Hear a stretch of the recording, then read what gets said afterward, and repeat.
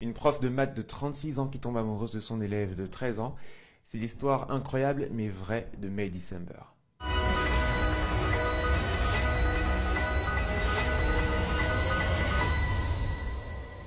You're crazy. Dans May December, on suit Elizabeth, incarnée par Natalie Portman, une actrice à succès qui a été choisie pour incarner Gracie au cinéma, qui a défrayé la chronique il y a de cela quelques années pour détournement de mineurs, qui a fait la prison et qui, malgré cette prison, a réussi à trouver le bonheur avec Joe, élève dont elle est tombée amoureuse. They're a very beloved part of this community. I can see that. So, what is it you love most about Gracie?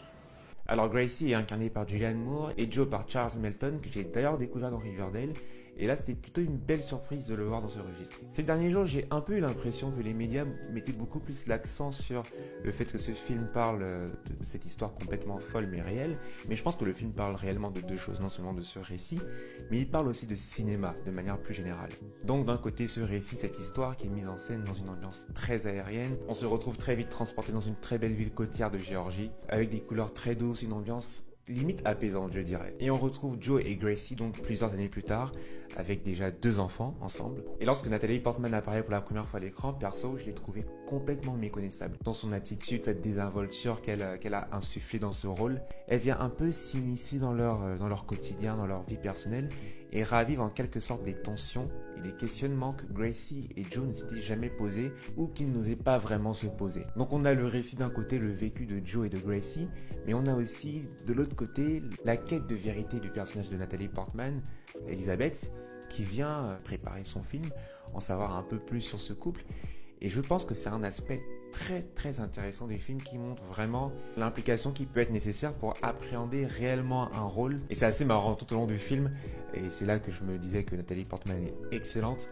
On la voit parfois imiter les mimiques de Gracie, essayer de se métamorphoser, essayer de la comprendre, et ça se voit vraiment dans son regard, dans ses gestes, dans son jeu.